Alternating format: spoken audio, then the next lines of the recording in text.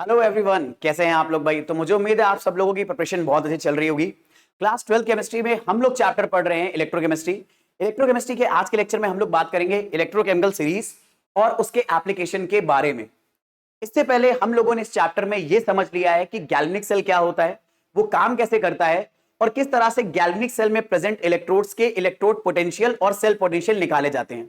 अगर आप लोगों ने वो लेक्चर्स अभी तक अटेंड नहीं करे हैं तो यहाँ पर आई बटन पर उस सीरीज के लेक्चर्स की प्लेलिस्ट का लिंक आ रहा होगा, तो जरूर जाकर पहले वो लेक्चर विजिट कर लीजिए ताकि आपको टॉपिक अच्छे से समझ में आ जाए। बट अगर आपको सेल पोटेंशियल और इलेक्ट्रो पोटेंशियल के बारे में अच्छी नॉलेज है और आप इलेक्ट्रोकेमिकल सीरीज और उसके एप्लीकेशंस के बारे में अंडरस्टैंड करना चाहते हैं, जैसे ये समझना चाहते हैं कि इलेक्ट्रोकेमिकल सीरीज को देखकर, उसके डेटा को देखकर हम कैसे आइडेंटिफाई करें कि कौन ऑक्सीडाइजिंग एजेंट बढ़िया है, कौन रिड्यूसिंग एजेंट बढ़िया है, इस तरह के सवालों का जवाब अगर आप देना चाहते हैं, कोई केमिकल रिएक्शन होगी या नहीं होगी, इस तरह के सवालों का जवाब देना चाहते हैं, तो आप आज का लेक्चर कंटिन्यू कर सकते हैं। लेकिन इसके लिए जरूरी है, प्राइमरी रिक्वायरमेंट है कि आपको सेल पोटेंशियल और इलेक्ट्रो पोटेंशियल के बारे में थोड़ी सी नॉलेज हो। हालांकि मैं आपको आज के लेक्चर में वो चीज कवर अप कराऊंगा, बट फिर भी स्ट्रॉन्ग कमांड करने के लिए जरूरी है कि आप उस चीज को डिटेल में देखें। तो इनफ ऑफ दी बातें भाई, अब सीधे आज के लेक्चर में डिगिन करते हैं। तो मेरा नाम है प्रभात और सीधे हम लोग अब आज का लेक्चर अपना स्टार्ट करते हैं। चलो फटाफट बात करते हैं एक बार स्टैंडर्ड हाइड्रोजन इलेक्ट्रोड की, ताकि हमें यह समझ में आ जाए कि कैसे हम लोग इलेक्ट्रोड्स का पोटेंशियल निकालते हैं, क्योंकि पूरी की पूरी इलेक्ट्रोकेमिकल सीरीज इलेक्ट्रोड पोटेंशियल पर ही बनी हुई है। तो स्टैंडर्ड हाइड्रोजन इलेक्ट्रोड कुछ इस तरह का दिखता है। स्टैंडर्ड हाइड्रोजन इलेक्ट्रोड में हमारे पास एक ग्लास की रॉड ट्यूब होती है और इस ग्लास की ट्यूब के अंदर में एक और छोटी सी ग्लास की ट्यूब होती है जिसमें के अंदर से प्लैटिनम वायर दौड़ रहा होता है। ये बहुत पतला सा वायर जो आपको दिख रहा है, दरअसल में ये प्लैटिनम का वायर है और इस प्लैटिनम वायर के नीचे प्लैटिनम की एक प्लेट लगी होती है। प्लैटिनम की प्लेट बहुत अच्छा हाइड्रोजन एब्जॉर्ब करने का काम करती है। तो हाइड्रोजन इलेक्ट्रोड बनाने के लिए हाइड्रोजन गैस को हमें H+ आयन के कॉन्सेंट्रेशन के साथ या H+ आयन के साथ कांटेक्ट में लाना होगा। अब क्योंकि हाइड्रोजन एक गैस है तो उसे डायरेक्टली तो H+ आयन के साथ कांटेक्ट में नहीं ला सकते, क्योंकि अगर आप गैस को कांटेक्ट में लेके आओगे तो अपनी काइनेटिक एनर्जी की वजह से वो तुरंत गायब हो जाएगी, वहां से उड़ जाएगी। तो हमें इसीलिए H+ को कांटेक्ट में अगर हाइड्रोजन के बना के रखना है तो हाइड्रोजन को रोकना है और उसे रोकने का काम करता है ये प्लैटिनम इलेक्ट्रोड। तो हम लोग यहां से ये जो ऊपर वाली ग्लास ट्यूब है इसमें एक इनलेट बना होता है, यहां से हाइड्रोजन गैस पास करते हैं जिसकी वजह से वो हाइड्रोजन इस प्लैटिनम के ऊपर एब्जॉर्ब हो जाती है, जो आपको यहां पे दिख रहा होगा। और ये हाइड्रोजन गैस अब अपने अगल बगल H+ आयन के कांटेक्ट में रहती है, क्योंकि इस ट्यूब के अंदर, इस बीकर के अंदर हमने भर दिया है H+ आयन का सोल्यूशन। H+ कहां से आएगा? किसी एसिड से। यूजली ये एसिड हम लोग इस्तेमाल करते हैं H2SO4। तो इस तरह से हम लोग एक हाइड्रोजन इलेक्ट्रोड बनाते हैं। स्टैंडर्ड इसलिए बोला जाता है क्योंकि स्टैंडर्ड कंडीशन में ऑपरेट कराया जाता है। स्टैंडर्ड कंडीशन में H+ आयन का कॉन्सेंट्रेशन हम 1 मोल पर लीटर लेंगे। इस पूरे सेल को हम लोग ऑपरेट करेंगे 298 केल्विन टेम्परेचर पे, और साथ ही साथ ये जो हाइड्रोजन गैस हम एंटर करा रहे हैं ये 1 atm के प्रेशर पे एंटर कराएंगे। और हाइड्रोजन इलेक्ट्रोड का रेफरेंस पोटेंशियल हमने 0 माना है। हालांकि ये होता नहीं है, लेकिन इससे की हेल्प से बाकियों के पोटेंशियल हम निकालते हैं, तो इसका रेफरेंस पोटेंशियल हमने 0 माना हुआ है। अब हाइड्रोजन इलेक्ट्रोड का इस्तेमाल करके बाकी इलेक्ट्रोड्स के पोटेंशियल कैसे निकाले जाते हैं ये हम लोग सीखते हैं। ये मैंने प्रीवियस क्लास में बताया, बस क्विकली आपको रिवाइज करा के फटाफट आगे हम लोग बढ़ेंगे। तो ये देखो, मैं कॉपर इलेक्ट्रोड का पोटेंशियल निकालना चाहता हूं। इसकी हेल्प से इसके लिए मैं हेल्प लूंगा हाइड्रोजन इलेक्ट्रोड की। तो मैंने कॉपर इलेक्ट्रोड के साथ, कॉपर इलेक्ट्रोड बनेगा कैसे? कॉपर की रॉड को हम डिप कर देंगे कॉपर के सोल्यूशन में, कॉपर आयन के सोल्यूशन में। कॉपर आयन यूजुअली कहां से मिलेंगे? किसी कॉपर के सॉल्ट से, जैसे कॉपर सल्फेट से, कॉपर नाइट्रेट से। इस तरह से हम लोग कॉपर आयन के सोल्यूशन में डिप कर देंगे कॉपर की रॉड, और उसके साथ हम लोग लगा देंगे हाइड्रोजन इलेक्ट्रोड, और इन दोनों को कनेक्ट कर देंगे बीच में एक वोल्ट मीटर से। वोल्ट मीटर इन दोनों इलेक्ट्रोड्स के बीच का पोटेंशियल डिफरेंस हमें दे देगा। तो आप यहां पे देख रहे हो वोल्ट मीटर की रीडिंग आ रही है 0.337 वोल्ट। राउंड ऑफ करोगे तो 0.34 वोल्ट मान सकते हो आप। भाई 7 को राउंड ऑफ करोगे तो पीछे वाली डिजिट में 1 ऐड हो जाएगा, तो 0.34 वोल्ट आप मान सकते हो। तो अभी हम लोग राउंड ऑफ वैल्यू लेकर चलते हैं और ये बोलेंगे हाइड्रोजन, स्टैंडर्ड हाइड्रोजन इलेक्ट्रोड और कॉपर इलेक्ट्रोड के बीच में जो पोटेंशियल डिफरेंस है वो दरअसल में 0.34 वोल्ट है। अब इस इंफॉर्मेशन का इस्तेमाल करके कॉपर का इलेक्ट्रोड पोटेंशियल हम कैसे निकालेंगे? तो इसके लिए बस हम एक फॉर्मूला रिवाइज करेंगे कि किसी भी गैल्वेनिक सेल का जो स्टैंडर्ड सेल पोटेंशियल होता है, जैसे ये पूरा का पूरा सेल बन गया है हाइड्रोजन और कॉपर का इस्तेमाल करके, तो किसी भी गैल्वेनिक सेल का सेल पोटेंशियल उस गैल्वेनिक सेल में प्रेजेंट कैथोड के रिडक्शन पोटेंशियल और एनोड के रिडक्शन पोटेंशियल के डिफरेंस के बराबर होता है। अगर हम इसमें ढूंढ ले कैथोड कौन है, एनोड कौन है, तो हम लोग आगे काम कर पाएंगे। एनोड और कैथोड की पहचान क्या होती है? गैल्वेनिक सेल में एनोड से हमेशा इलेक्ट्रॉन निकलते हैं और कैथोड की तरफ जाते हैं। तो नोटिस करो, इलेक्ट्रॉन हाइड्रोजन से निकल रहे हैं और कॉपर की तरफ जा रहे हैं। इसका मतलब है हाइड्रोजन हमारे लिए इस मोमेंट पे काम करेगी एनोड, हमेशा काम करेगी ऐसा जरूरी नहीं है। अगर किसी चीज के साथ हाइड्रोजन आपने इन्वॉल्व करी, किसी इलेक्ट्रोड के साथ आपने हाइड्रोजन इन्वॉल्व करी और हाइड्रोजन की टेंडेंसी इलेक्ट्रॉन लूज करने की है दूसरे के कंपैरिजन में, जैसे यहां पर कॉपर के कंपैरिजन में हाइड्रोजन की टेंडेंसी इलेक्ट्रॉन लूज करने की है, तो हाइड्रोजन एनोड की तरह काम करके इलेक्ट्रॉन लूज कर देगा और ये इलेक्ट्रॉन कॉपर गेन करने लगेगा, और इलेक्ट्रॉन अगर कॉपर गेन कर रहा है तो ये बन जाएगा कैथोड। हमने एक एनोड और कैथोड डिसाइड करा, तो हमें यहां पर प्रोसेस में एनोड का रिडक्शन पोटेंशियल और कैथोड का रिडक्शन पोटेंशियल लिखना होगा। ठीक है, चलो अब कहानी को आगे बढ़ाते हैं। ये जो हमने सेल का पोटेंशियल देखा है ये वैल्यू है, तो सेल का पोटेंशियल लिख देते हैं 0.337। कैथोड यहां पर हमारे लिए कॉपर है, तो हम कॉपर का रिडक्शन पोटेंशियल लिखेंगे। तो हम चाहें तो कॉपर का रिडक्शन पोटेंशियल का प्रोसेस ऐसे लिख सकते हैं, भाई यहां पे कॉपर Cu2+ से Cu बनाता है, तो आप कॉपर के रिडक्शन पोटेंशियल को इस तरह से भी सिंबल दे सकते हैं। रिडक्शन क्यों बोल रहे हैं, क्योंकि Cu2+ Cu में कन्वर्ट हो रहा है तो रिडक्शन हो रहा है।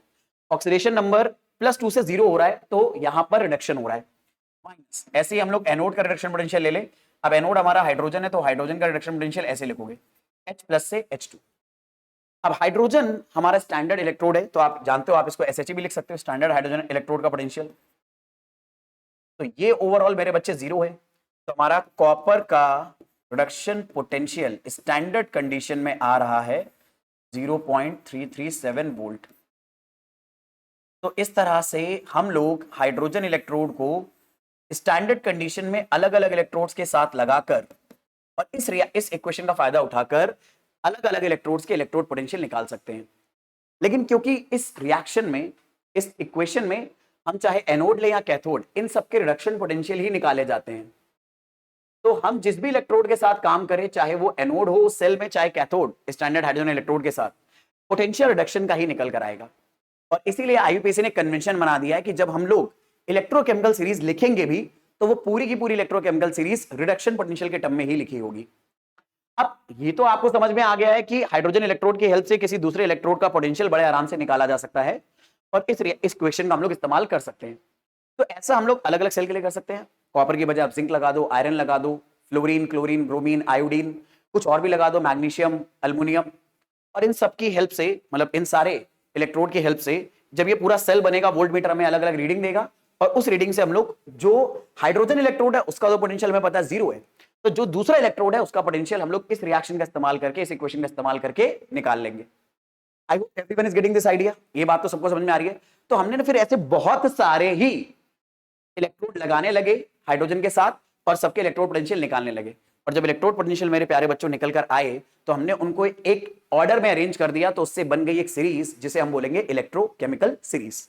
तो इलेक्ट्रोकेमिकल सीरीज कुछ इस तरह की दिखती है। हालांकि यहां पे बहुत ही लिमिटेड नंबर ऑफ एलिमेंट्स को इस्तेमाल करा गया है, ये इससे भी कहीं ज्यादा होते हैं, बहुत सारे होते हैं। एनसीईआरटी में इससे भी ज्यादा दिए हैं और रेफरेंस बुक्स अगर आप फॉलो करोगे तो उसमें तो और भी ज्यादा दिए हुए हैं। तो हमें क्या पूरी सीरीज याद करनी है? ट्रस्ट मी, नहीं। थोड़ी बहुत बातें आपको जरूर पता होनी चाहिए, एक आध चीजें आपको अच्छे से पता होनी चाहिए। पूरी सीरीज किसी को नहीं याद करने की जरूरत है, क्योंकि क्वेश्चंस में इस बात को जाना जाता है और आपको इन्फॉर्मेशन उसी के अकॉर्डिंग दी जाती है। ठीक है, क्योंकि एवरीबडी नोस कि भाई इतनी बड़ी सीरीज कैसे सबको याद कर सकते हो और कैसे आप एग्जैक्टली एक वैल्यू याद कर पाओगे, ये इम्प्रैक्टिकल है हमारे लिए, तो इसको आपको पूरा नहीं रटना है। ठीक है, चलो फिलहाल सीरीज के बारे में थोड़ी सी बात करते हैं। तो सबसे पहली बात मैंने आपको बताया था, इलेक्ट्रोकेमिकल सीरीज में जितने भी इलेक्ट्रोड्स के पोटेंशियल है, इलेक्ट्रोड पोटेंशियल, वो सारे के सारे रिडक्शन वाले लिखे हैं। अगर आप नोटिस करोगे एक इंपॉर्टेंट बात, एक्चुअल में यही छोटी छोटी बातें आप ऑब्जर्व करोगे ना, तो अगर आप स्ट्रगल करते हो ऑक्सीडाइजिंग एजेंट, रिड्यूसिंग एजेंट ढूंढने में, पहचानने में, इन सारी छोटी बातों को अगर ऑब्जर्व कर ले गए तो ट्रस्ट में ये बड़े आराम से आप सॉल्व कर लोगे। और पता नहीं मैं फंबल क्यों कर रहा हूं यार, ठीक है, आई डोंट नो, पर फटाफट आगे बात करते हैं। चलो, तो अब फ्लोरीन की यहां पर नोटिस करो, 2 इलेक्ट्रॉन गेन करके फ्लोराइड आयन में कन्वर्ट होने की टेंडेंसी है। तो ये फ्लोरीन का अगर मैं इलेक्ट्रोड हाइड्रोजन के साथ कनेक्ट कर दूं तो इस इलेक्ट्रोड का पोटेंशियल आएगा 2.87। ये स्टैंडर्ड पोटेंशियल है, यानी इसका मतलब है टेम्परेचर, स्टैंडर्ड कंडीशन में आपको टेम्परेचर मेरे प्यारे बच्चों याद रखनी है कि स्टैंडर्ड कंडीशन में टेम्परेचर हम लोग लेंगे 298 केल्विन या 25 डिग्री सेल्सियस। अगर किसी भी चीज का कॉन्सेंट्रेशन हमें लेना है तो वो 1 मोल पर लीटर या 1 मोलर लेंगे, और गैसेस का अगर प्रेशर है तो वो 1 atm लेंगे। और इन कंडीशन में हमने सारे पोटेंशियल निकाले हुए हैं।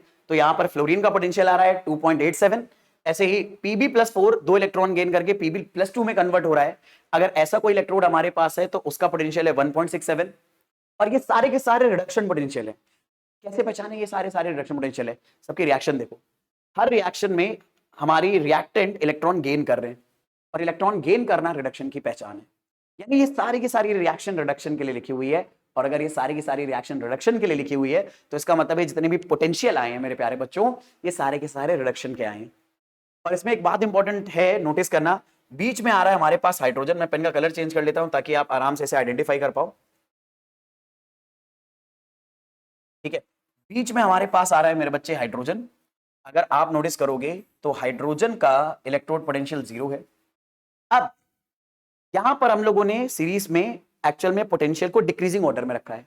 तो सीरीज में हाइड्रोजन के नीचे जो भी इलेक्ट्रोड्स हैं या जो भी एलिमेंट्स हैं उनका रिडक्शन पोटेंशियल नेगेटिव है। जैसे लेड है हमारे पास, Pb+2 2 इलेक्ट्रॉन गेन करके Pb में कन्वर्ट हो रहा है, ये आयन पूरा का पूरा एलिमेंट में कन्वर्ट हो गया, तो इस का पोटेंशियल आ रहा है -0.13, यानी हाइड्रोजन के कंपैरिजन में इसका रिडक्शन पोटेंशियल -0.13 है। ऐसे ही आयरन का 2 इलेक्ट्रॉन गेन करके आयरन में कन्वर्ट होने का टेंडेंसी है, उसका रिडक्शन पोटेंशियल -0.44 है। एल्युमिनियम का 3 इलेक्ट्रॉन गेन करके एल्युमिनियम में गेन होने की कन्वर्ट होने की टेंडेंसी, इसका पोटेंशियल -1.66 है। तो ऐसे हम लोगों ने ये एक्चुअल में डिक्रीजिंग ऑर्डर में सीरीज अरेंज कर रखी है। अब इस सीरीज में ये जो डेटा हमें गिवन है स्टैंडर्ड रिडक्शन पोटेंशियल का, जिसे हम स्टैंडर्ड पोटेंशियल भी बोलते हैं, इसके बहुत सारे एप्लीकेशंस है। इन एप्लीकेशंस को ये मैं 1 बाय 1 पढ़ना है। मतलब मैं आपको एक बात बताता हूँ, हिंट देता हूँ। कई बार एक्चुअल में मैं बच्चे एक बड़ी इंपॉर्टेंट बात बताता हूँ, दरअसल में ये चीज आपको प्रॉब्लम सॉल्विंग बहुत हेल्प करती है। कई बार क्वेश्चंस में ना हमें फिगर्स की इंफॉर्मेशन दी जाती है और कई बार हमारा ध्यान फिगर की दी हुई इंफॉर्मेशन पे नहीं होता कि फिगर में हमें क्या क्या चीजें और दिखाई गई हैं, बताई गई हैं। और जब हम इन चीजों को ऑब्जर्व नहीं करते ना तो क्वेश्चन सही से अंडरस्टैंड नहीं कर पाते, सिचुएशन को सही से अंडरस्टैंड नहीं कर पाते और प्रॉब्लम सॉल्व नहीं कर पाते। ऐसे कुछ यहाँ पर भी है। मैंने आपको रिएक्शंस पे आपका ध्यान ले गया, मैं आपको इन डेटा पे ध्यान ले गया और नोटिस करो ब्लू और रेड कलर के 2 एरो भी बने हुए, उनके अगल बगल भी कुछ लिखा हुआ है।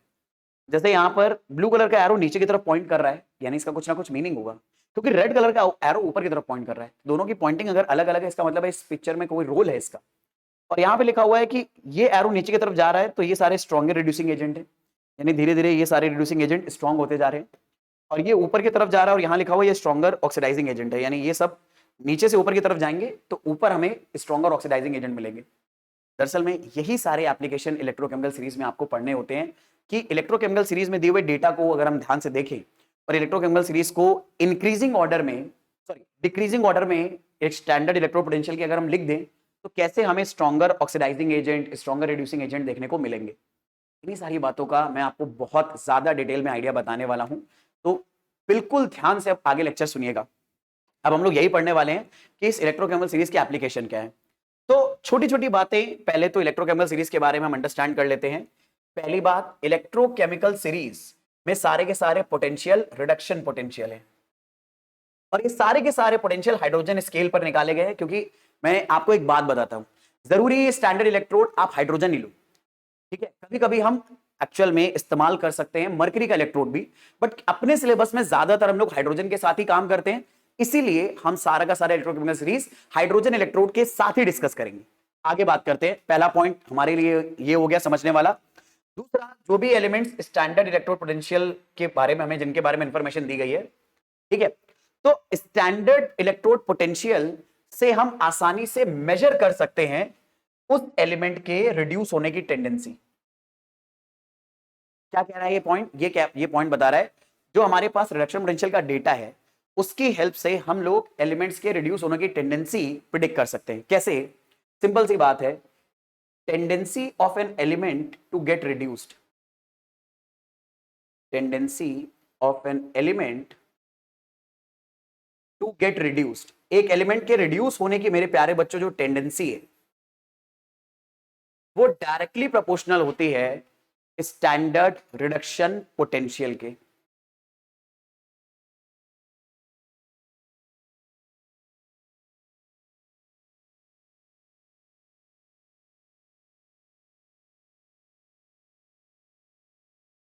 यानी सिंपल वर्ड में स्टैंडर्ड रिडक्शन पोटेंशियल जितना ज्यादा होगा उस एलिमेंट के रिड्यूस होने की टेंडेंसी भी उतनी ही ज्यादा। ठीक है, इसी को और डिटेल में डिस्कस करेंगे, सीधे एप्लीकेशन पर पहुंचते हैं। तो इलेक्ट्रोकेमिकल सीरीज के एप्लीकेशन क्या है? कुछ एप्लीकेशन मैंने आपको पिछली क्लास में बताए थे। कि इलेक्ट्रोकेमिकल सीरीज का एक सबसे प्यारा एप्लीकेशन है। अगर हमें कोई पूरा का पूरा गैल्वेनिक सेल दिया है, पूरा का पूरा इलेक्ट्रोकेमिकल सेल दिया है, उनके स्टैंडर्ड ईएमएफ कैसे निकलते हैं, इसे सीधे एक एग्जांपल से करते हैं। मान लो मैंने दरअसल में आयरन,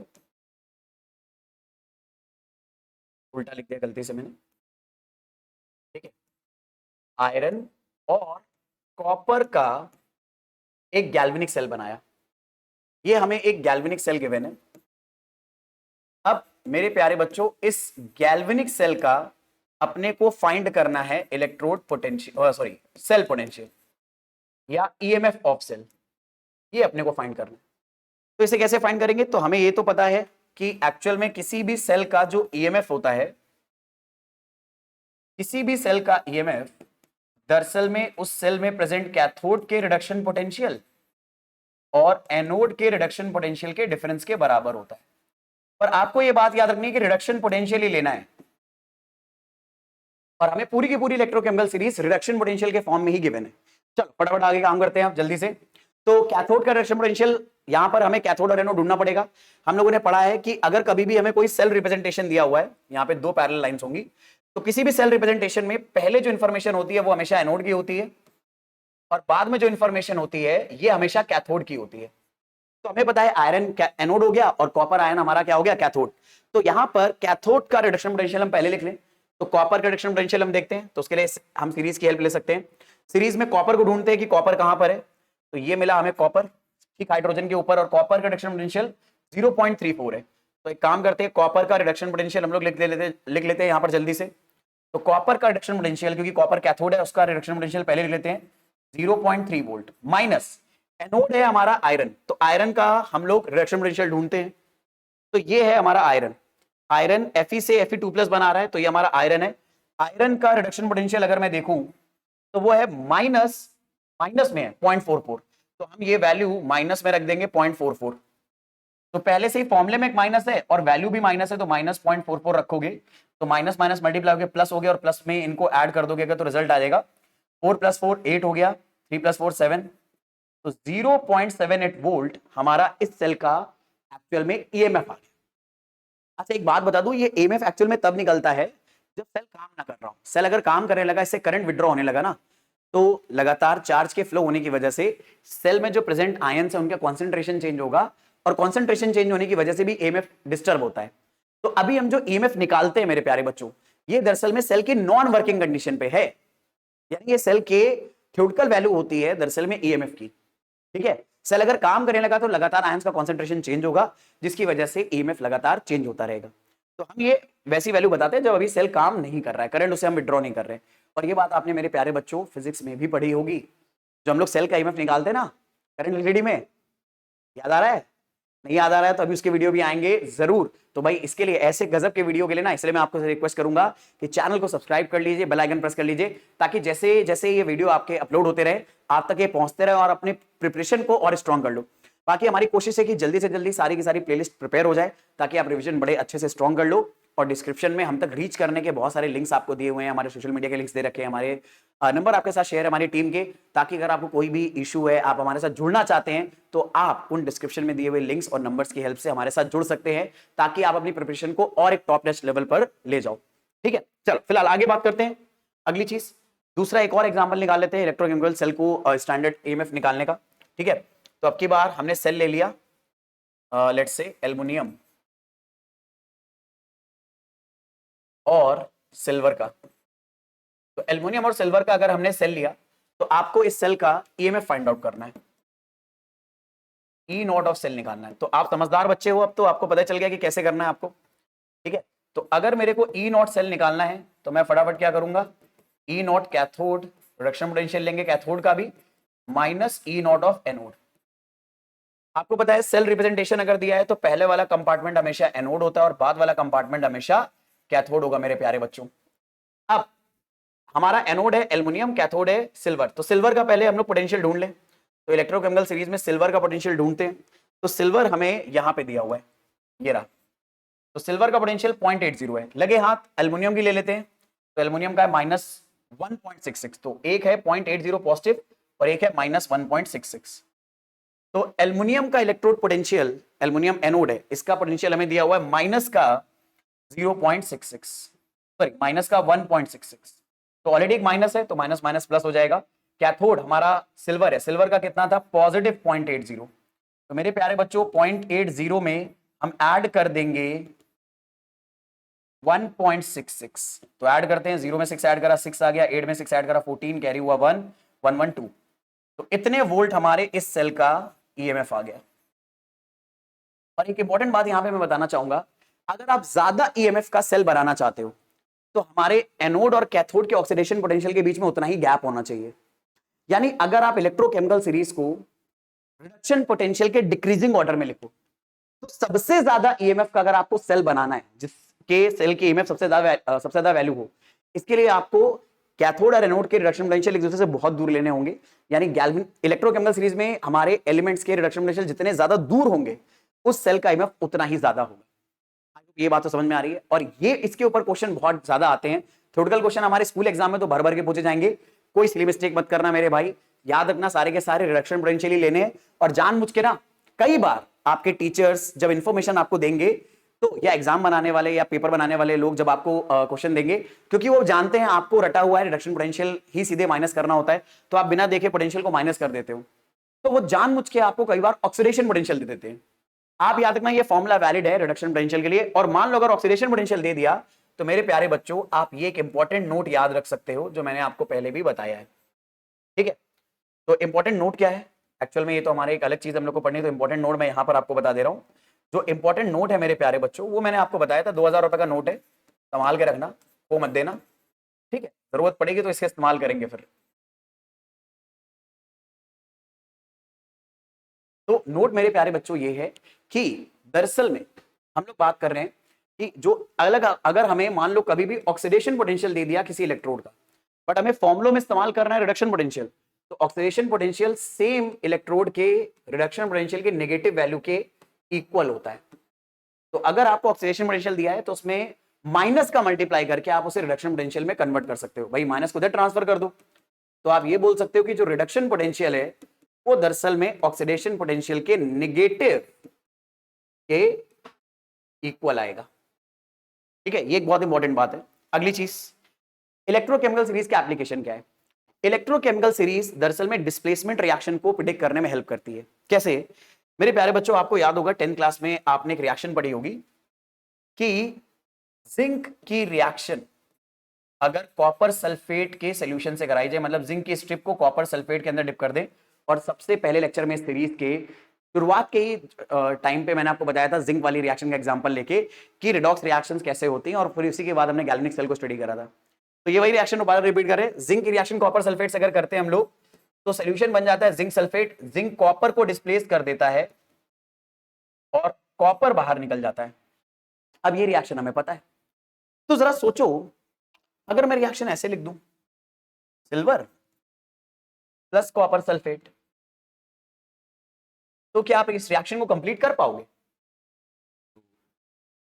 बहुत सारे बच्चे इस पैटर्न को देख के ऐसा सोचेंगे, भाई जिंक ने कॉपर को हटा दिया तो यहाँ पे सिल्वर है तो सिल्वर कॉपर को हटा देगा और AgSO4 आ जाएगा और साथ में कॉपर आ जाएगा। तो अगर आपने भी ऐसा सोचा है तो लेट मी टेल यू, ऐसा नहीं होगा, क्योंकि केमिकल रिएक्शंस हमारे लिख देने भर से नहीं होती। मैं आपको एक बात बताता हूँ, एक केमिकल रिएक्शन हम तभी लिखते हैं जब वो एक्चुअल में होती है, हमारे लिख देने से वो केमिकल रिएक्शन नहीं होगी। लेट मी टेल यू, ये रिएक्शन एक्चुअली में होगी ही नहीं।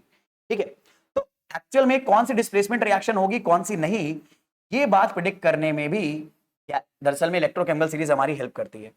कैसे करती है इलेक्ट्रोकेमिकल सीरीज, सीधे ये बोलती है एक ऐसा मेटल या एक ऐसा एलिमेंट जिसका इलेक्ट्रोड पोटेंशियल कम है वो ज्यादा इलेक्ट्रोड पोटेंशियल वाले आयन को उसके सॉल्ट में से डिस्प्लेस कर देगा।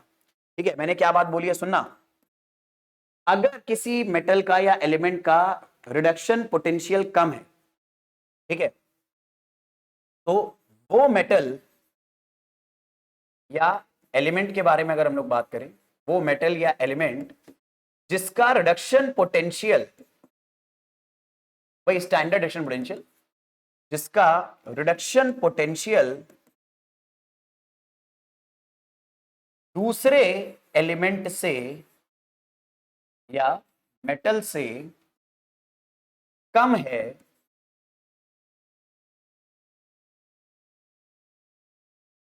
वो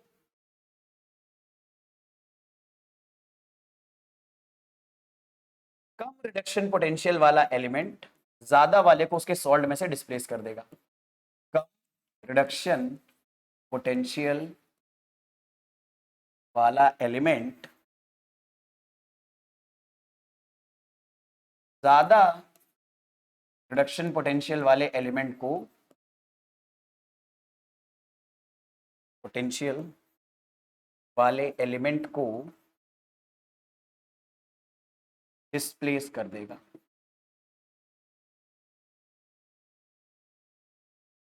ठीक है, उसके सॉल्ट सॉल्यूशन में से डिस्प्लेस कर देगा, उसके सॉल्ट सॉल्यूशन में से डिस्प्लेस कर देगा।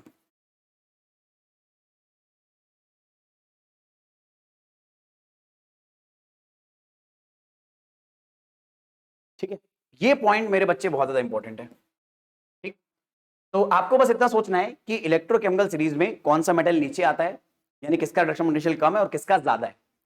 और इसे आप चाहो तो एक्टिविटी सीरीज से याद कर सकते हो। क्लास में एक्टिविटी सीरीज पढ़ी थी। मैं आपको एक बात बताता हूँ, एक्टिविटी सीरीज इलेक्ट्रोकेमिकल सीरीज अभी हमने जो पढ़ी उसका ठीक उल्टा होती है। ठीक है, आपको याद होगा आपने एक्टिविटी सीरीज जो पढ़ी थी, अगर मैं आपको फटाफट बताऊं। ठीक है, तो हम लोगों ने मेटल्स की एक्टिविटी सीरीज पढ़ी थी, वो अभी हमने जो इलेक्ट्रोकेमिकल सीरीज पढ़ी उसका ठीक उल्टा है। एक्टिविटी सीरीज में सबसे ऊपर आता है लिथियम, पोटेशियम, सोडियम, फिर ऐसे हमारे पास एल्युमिनियम, फिर हमारे पास आयरन। ठीक है, फिर ऐसे हमारे पास लेड आता है, फिर हाइड्रोजन आ जाएगा, फिर ऐसे हमारे पास कॉपर, सिल्वर, गोल्ड। कॉपर और सिल्वर के बीच में मरकरी भी आता है। तो एक्टिविटी सीरीज दरअसल में अगर आप नोटिस करो, ये एक्टिविटी सीरीज है, जरा नोटिस करो, ये ठीक आपका इलेक्ट्रोकेमिकल सीरीज का उल्टा लिखा हुआ है। इलेक्ट्रोकेमिकल सीरीज में लिथियम सबसे नीचे, ठीक है, और सिल्वर यहां पर ऊपर, गोल्ड भी आता है, गोल्ड नहीं लिखा हुआ अभी फिलहाल, तो सिल्वर गोल्ड सबसे ऊपर है और लिथियम सबसे नीचे। यहां उल्टा है, लिथियम सबसे ऊपर है, गोल्ड सबसे नीचे। तो एक्चुअल में एक्टिविटी सीरीज हमारी उल्टा लिखा होती है इलेक्ट्रोकेमिकल सीरीज से, बशर्ते इलेक्ट्रोकेमिकल सीरीज को आपने डिक्रीजिंग ऑर्डर में लिखा हो। तो इलेक्ट्रोकेमिकल सीरीज में सुनना, इलेक्ट्रोकेमिकल सीरीज में जो एलिमेंट नीचे आएगा वो ऊपर वाले एलिमेंट को अपने सॉल्ट सॉल्यूशन में से डिस्प्लेस करेगा। यानी इलेक्ट्रोकेमिकल सीरीज में जिस एलिमेंट का रिडक्शन पोटेंशियल कम होगा वो ज्यादा रिडक्शन पोटेंशियल वाले एलिमेंट को उसके सॉल्ट में से डिस्प्लेस कर देगा। अगर ऐसा नहीं है तो रिएक्शन नहीं होगी। तो यही चीज अगर एक्टिविटी सीरीज से सोचोगे तो उल्टा होगा। एक्टिविटी सीरीज में ऊपर वाले एलिमेंट, क्योंकि ये इलेक्ट्रोकेमिकल सीरीज का ठीक उल्टा लिखा है, तो ऊपर वाले एलिमेंट नीचे वाले एलिमेंट को उसके सॉल्ट के सॉल्यूशन में से डिस्प्लेस कर देंगे। तो आप चाहे एक्टिविटी सीरीज से आंसर निकालो या आप चाहो तो मेरे प्यारे बच्चों किससे आंसर निकालो, इलेक्ट्रोकेमिकल सीरीज से, आपकी मर्जी। ठीक है, पर कई बच्चों को एक्टिविटी सीरीज याद होती है तो आप उससे कर लो, अदरवाइज इलेक्ट्रोकेमिकल सीरीज आपके सामने ही है, आप उससे भी जजमेंट कर सकते हो। तो अब मेरे प्यारे बच्चों, आप क्या ये बात सोच सकते हो कि जिंक मैग्नीशियम को मैग्नीशियम सल्फेट के सॉल्यूशन में डिस्प्लेस कर पाएगा? ठीक है, हम क्या कर रहे हैं मेरे प्यारे बच्चों, देखो, जिंक की रिएक्शन मैग्नीशियम सल्फेट से करा रहे हैं और हमसे पूछा गया है क्या ये पॉसिबल है कि जिंक सल्फेट बन जाए और मैग्नीशियम अलग हो जाए? Is it possible? एक बड़ा सा क्वेश्चन, आप बताओ फटाफट, क्या ये पॉसिबल है? इज इट पॉसिबल कि जिंक मैग्नीशियम सल्फेट में से मैग्नीशियम को डिस्प्लेस कर दे? अगर ऐसा पॉसिबल है तो कायदे से एक्टिविटी सीरीज में जिंक को कहां होना चाहिए? ठीक है, एक्टिविटी सीरीज में जिंक को, एक्टिविटी सीरीज में जिंक को मैग्नीशियम के ऊपर होना चाहिए या इलेक्ट्रोकेमिकल सीरीज में जिंक को मैग्नीशियम के नीचे होना चाहिए। तो एक काम करते हैं, इलेक्ट्रोकेमिकल सीरीज देखते हैं। इलेक्ट्रोकेमिकल सीरीज में जिंक हमें यहां पे दिया हुआ है, ठीक है, इलेक्ट्रोकेमिकल सीरीज में जिंक हमें यहां दिया हुआ है और मैग्नीशियम देखो इसके नीचे। अगर जिंक को मैग्नीशियम को डिस्प्लेस करना था तो कायदे से जिंक को मैग्नीशियम के नीचे होना चाहिए, पर यहां तो मैग्नीशियम जिंक के नीचे। तो मैग्नीशियम अगर जिंक के नीचे है तो जिंक मैग्नीशियम को उसके सॉल्ट में से डिस्प्लेस नहीं कर पाएगा। तो आप सीधे क्या बोलोगे, दरअसल में जिंक मैग्नीशियम को डिस्प्लेस नहीं कर पाएगा। No, it is not possible.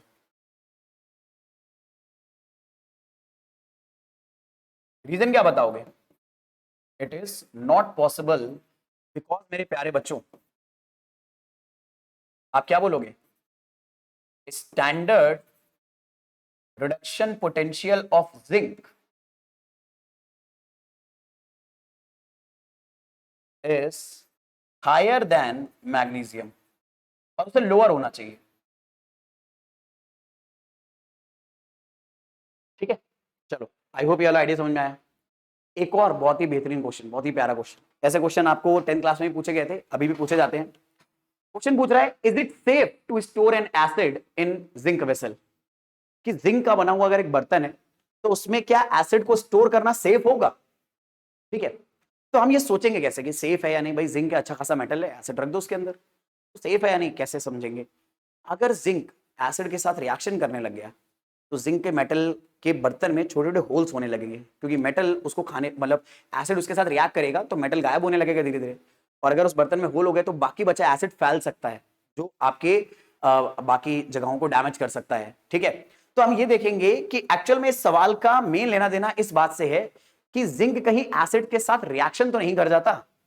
ठीक है, तो हम लोग ये देखेंगे कि जिंक कहीं एसिड के साथ रिएक्शन तो नहीं कर रहा है। चल, तो ये हमें जिंक दे रखा है। ठीक है, जिंक के साथ, ये हमें जिंक दे रखा है, जिंक के साथ हम लोग एसिड देखेंगे। ठीक है, ये हमें जिंक दे रखा है, जिंक के साथ हम लोग देखेंगे किसी एसिड की रिएक्शन कराते हैं, लेट्स से HCl की कराते हैं। अब चेक करते हैं क्या जिंक की रिएक्शन HCl के साथ होती है? इज इट पॉसिबल कि हम जिंक को HCl के साथ रिएक्ट करा दें? क्या ऐसा पॉसिबल है? तो देखो फटाफट देखते हैं, जिंक HCl के साथ रिएक्शन करेगा क्या? अब जिंक अगर HCl के साथ रिएक्शन करेगा तो वो हाइड्रोजन को रिप्लेस करेगा और खुद क्या बना लेगा? जिंक क्लोराइड, और हाइड्रोजन गैस लिबरेट कर देगा। बैलेंस कर लेते हैं। अच्छा, अभी तो मैंने बस रिएक्शन लिखी है, ये होगी या नहीं ये हमें थोड़ा सा चेक करना है। अब ये कैसे चेक करेंगे? आइडिया बड़ा सिंपल है। अगर जिंक का रिडक्शन पोटेंशियल हाइड्रोजन से कम हुआ तो ये रिएक्शन हो जाएगी। इसका मतलब है जिंक हाइड्रोजन को उसके सॉल्ट में से या उसके कंपाउंड में से डिस्प्लेस कर देगा। तो भाई yes, this reaction is possible since zinc can displace hydrogen from acid. Zinc hydrogen को रिप्लेस कर सकता है मेरे बच्चे एसिड से। क्यों? क्योंकि अगर आप इलेक्ट्रोकेमिकल सीरीज को ध्यान से देखो तो आपको दिखाई देगा कि इलेक्ट्रोकेमिकल सीरीज में जिंक हाइड्रोजन के नीचे आ रहा है। ये हाइड्रोजन है, ये जिंक है, और नीचे आने वाले एलिमेंट ऊपर वाले एलिमेंट को उसके सॉल्ट में से या एसिड वगैरह जो भी है उसमें से डिस्प्लेस कर देगा। ठीक है, तो क्योंकि जिंक हाइड्रोजन को एसिड में से डिस्प्लेस कर सकता है, because zinc has less reduction potential than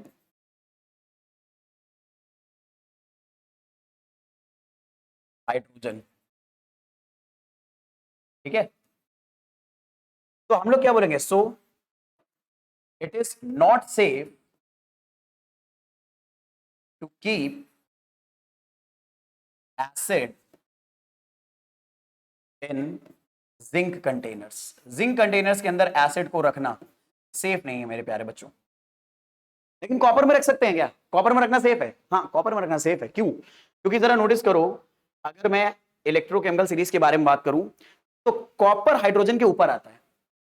तो अगर कॉपर का आपने बर्तन लिया, कॉपर मेटल लिया, तो वो एसिड में से H+ को डिस्प्लेस नहीं कर पाएगा, क्योंकि कॉपर ऊपर आ रहा है। ऊपर वाले एलिमेंट नीचे वाले एलिमेंट के साथ उसको डिस्प्लेस करने की कैपेबिलिटी नहीं रखते। तो इसीलिए कॉपर एसिड में से हाइड्रोजन डिस्प्लेस नहीं कर सकता, और कॉपर अगर एसिड में से हाइड्रोजन डिस्प्लेस नहीं कर सकता तो कॉपर के कंटेनर्स में एसिड रखने में मेरे प्यारे बच्चों कोई भी बुराई नहीं है, आप आराम से रख सकते हो बिंदास। ठीक है, चलो अपने डिस्कशन को अब आगे बढ़ाते हैं। चलो ठीक है, अब यार ये सबसे इंपॉर्टेंट पार्ट जो सबसे सरदर्द आपको देता है और इसके ऊपर क्वेश्चन पक्का आते हैं। लेकिन मैं आपको जो आपने फंडामेंटल्स पढ़े हैं, अगर आप मेरी बातों को ध्यान से सुनते आ रहे हो, ट्रस्ट मी, आप बस फंडामेंटल को फॉलो करो, आप सारे सवालों का जवाब बड़े आराम से दे लोगे।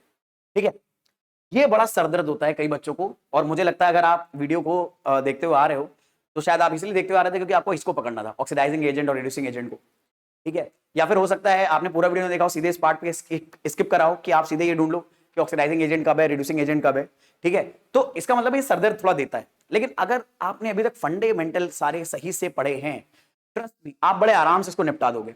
ठीक है, और वो याद है मैंने आपको बताया था वीडियो में कि रेड कलर वाला एरो, ब्लू कलर वाला एरो, उसका ध्यान बहुत ज्यादा रखना। उसी का इस्तेमाल होता है ऑक्सीडाइजिंग एजेंट और रिड्यूसिंग एजेंट्स को ढूंढने में, ऑक्सीडाइजिंग स्ट्रेंथ और रिड्यूसिंग स्ट्रेंथ को ढूंढने में। ठीक है, तो इलेक्ट्रोकेमिकल सीरीज दरअसल में हमें हेल्प करती है ऑक्सीडाइजिंग एजेंट्स और रिड्यूसिंग एजेंट्स की स्ट्रेंथ को आइडेंटिफाई करने में।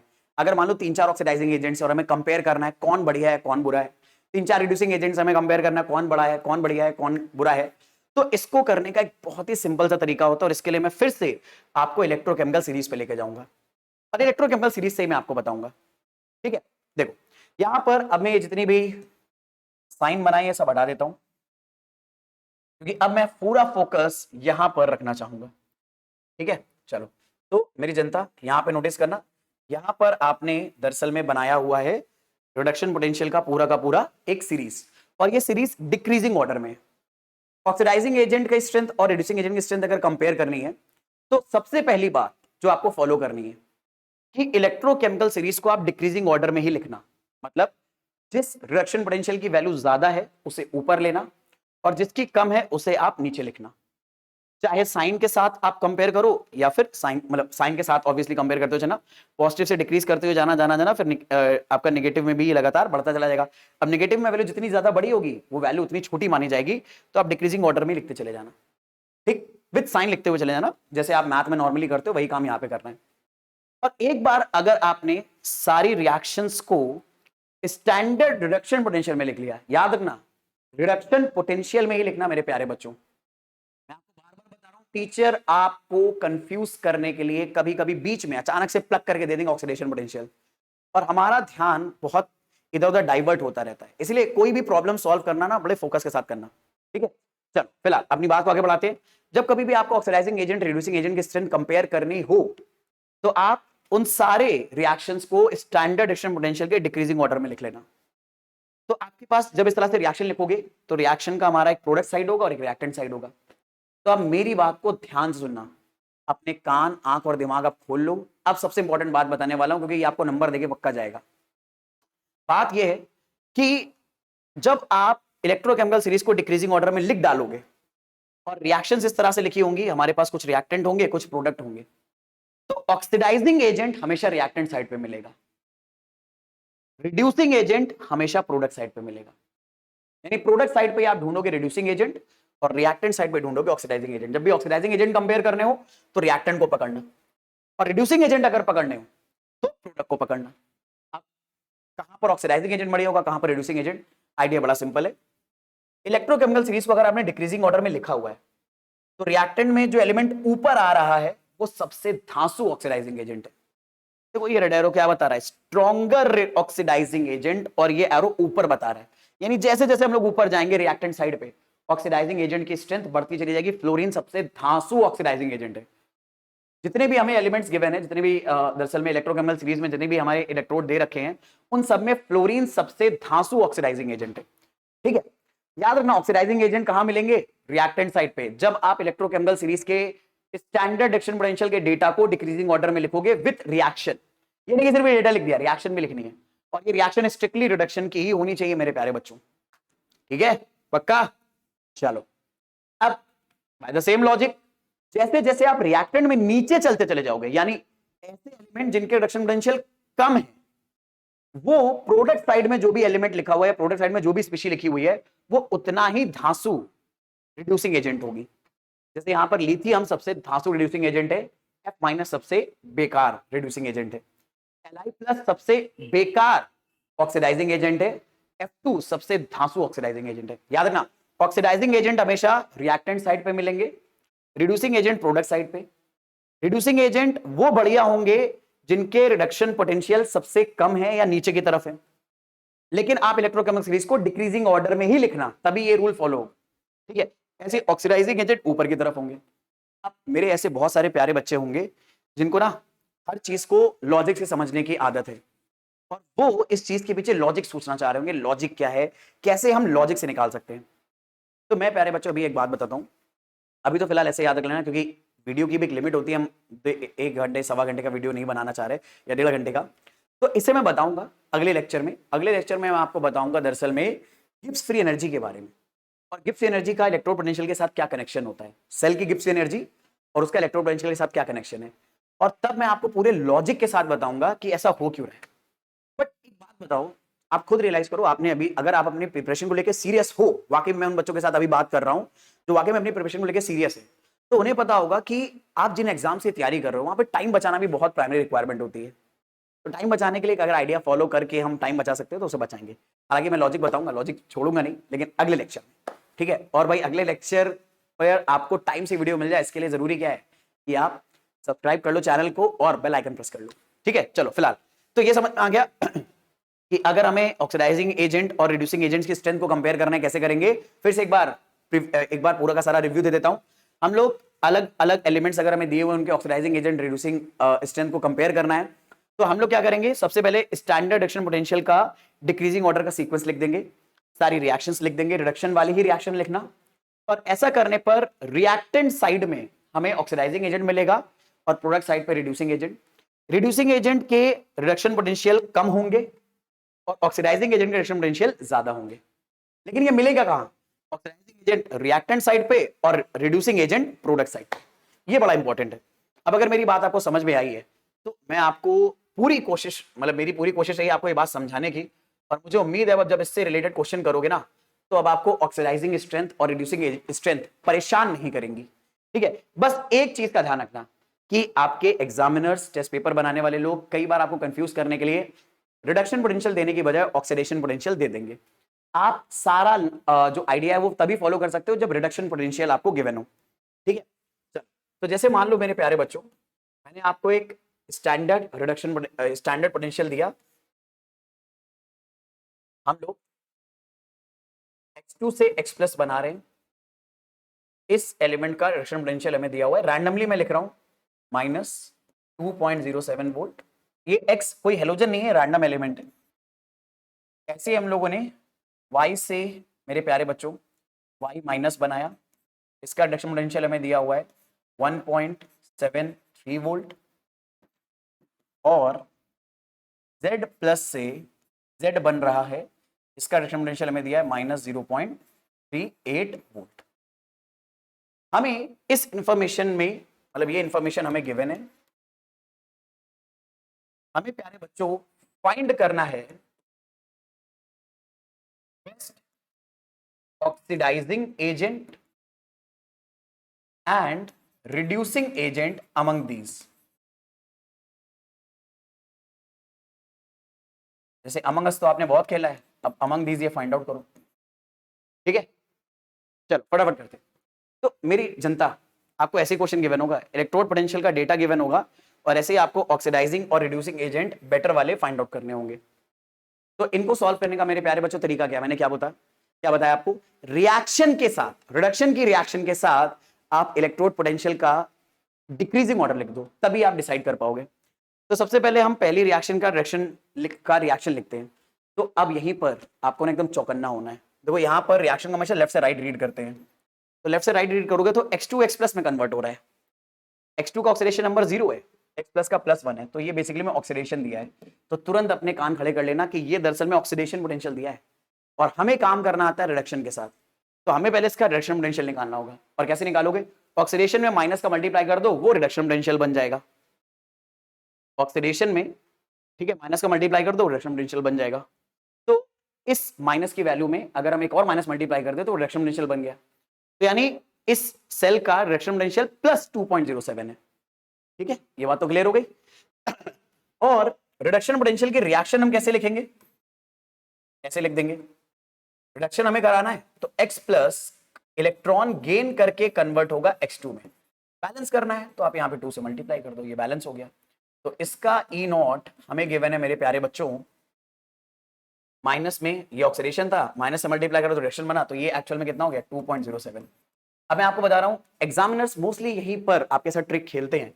वो आपको ना ऐसे वैल्यू दे देंगे और आप फटाक से मेरी बात को फॉलो करोगे, ठीक है। मैंने क्या बोला, आप इसे डिक्रीजिंग ऑर्डर में रखोगे तो आप सबसे पहले इसे रखोगे, फिर इसे रखोगे, फिर इसे रख दोगे, और जैसे ही आपने ऐसा करा गड़बड़ हो गया। क्योंकि दरअसल में नोटिस करो, रिडक्शन पोटेंशियल तो सबसे ज्यादा इसी का आ रहा है। फिर इसके बाद ये देखो y से y माइनस बन रहा है, रिडक्शन हो रहा है। अक्सर बच्चे इस पे ध्यान नहीं देते, इस पे ध्यान देते हैं। पता नहीं हमारा एक्चुअल में शायद मैंने, हालांकि ऐसे कोई रिसर्च अभी पढ़ी नहीं, कभी मेरे को मौका मिलेगा तो सर्च करूंगा, क्योंकि मेरा इन सब चीजों में काफी इंटरेस्ट रहता है। कि पता नहीं ऐसा क्यों होता है कि जब कोई क्वेश्चन हमें गिवन होता है ना, तो हमारा सारा का सारा ध्यान नंबर्स पे पता नहीं क्यों चला जाता है, बल्कि क्वेश्चन में दी हुई कई सारे और भी डेटा होते हैं जिनका इस्तेमाल हमें प्रॉब्लम सॉल्विंग में करना है। और मैं एक बात बता देता हूं, अगर आप इस चीज को स्ट्रॉन्ग कर लोगे, ट्रस्ट में आपको रियलाइज होगा, आप खुद न्यूमेरिकल सॉल्व करने लग जाओगे। बहुत सारी जनता होती है ना जो बोलती है कि सर हमें कॉन्सेप्ट समझ में आ जाते हैं पर न्यूमेरिकल नहीं सॉल्व होते। वो इसलिए क्योंकि आप न्यूमेरिकल में दी हुई लैंग्वेज से कॉन्सेप्ट कैसे रिलेट होने वाला है वो कई बार मिस कर जाते हो। आप पूरा फोकस नंबर्स पे रखते हो और सोचते हो बस फॉर्मूला लग जाए और ये प्रॉब्लम सॉल्व हो जाए। ठीक है, तो वही वाली बात है कि इसे हम कैसे करेंगे। ठीक है, चलो इसे अंडरस्टैंड करते हैं फटाफट। तो ये कहानी आ गई हमारे पास, इसके बाद आगे बात करते हैं फटाफट। तो यहां पर देखते हैं सिचुएशन को अंडरस्टैंड करते हैं। ठीक, फटाफट। तो ये हो गया हमारे पास ये सिचुएशन, फिर आगे बात कर लेते हैं। यहाँ पर ये नॉट ये आ गया, ठीक है। और हमारे पास दूसरा रिएक्शन क्या आ जाएगा, दूसरा रिएक्शन यही y एक इलेक्ट्रॉन गेन करके y माइनस बनाएगा। इसका रिडक्शन पोटेंशियल हमें दिया हुआ है 1.73। और लास्ट अगर हम लोग बात करें तो लास्ट हो जाएगा हमारा z प्लस से z बनेगा। z प्लस से अगर z बन रहा है तो ये भी रिडक्शन नहीं दिया हुआ है, रिडक्शन दिया है तो इसकी नेगेटिव वैल्यू है, तो सबसे लास्ट में ये आ जाएगा। तो z इलेक्ट्रॉन गेन करके z माइनस बनाएगा। ये सारी रिएक्शन आपको खुद लिखनी होंगी, कितने इलेक्ट्रॉन गेन होने वाले हैं ये सब हमें आइडिया लगाना है। तो ई नोड यहाँ पर मेरे प्यारे बच्चों क्या आ जाएगा, -0.38। अब सुनना, अगर अपने को अब ये तो सही ऑर्डर आ गया, ई नॉट का डिक्रीजिंग ऑर्डर आ गया। अब ई नॉट का अगर डिक्रीजिंग ऑर्डर आ गया तो हमें ऑक्सीडाइजिंग एजेंट रिएक्टेंट साइड पे मिलेगा और रिड्यूसिंग एजेंट प्रोडक्ट साइड पे। और रिड्यूसिंग एजेंट का इलेक्ट्रोपोटेंशियल नीचे मतलब कम होगा और ऑक्सीडाइजिंग एजेंट का ज्यादा होगा, तो सबसे बेस्ट ऑक्सीडाइजिंग एजेंट ऊपर मिलेगा। ठीक है, तो ऑक्सीडाइजिंग स्ट्रेंथ दरअसल में ऊपर की तरफ बढ़ेगी। सबसे बढ़िया ऑक्सीडाइजिंग एजेंट कौन हो गया, X+।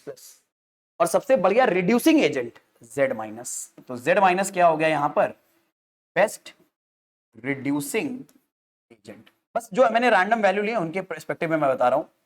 और X+ क्या हो गया, बेस्ट ऑक्सीडाइजिंग एजेंट। ठीक है, तो ये हमारे आंसर हो गए। तो मैं आपको बार बार बोल रहा हूं मेरे बच्चे, हमें हमेशा चौकन्ना कहां पर रहना है कि हमसे कहीं ऑक्सीडेशन पोटेंशियल का डेटा तो नहीं गिवन है।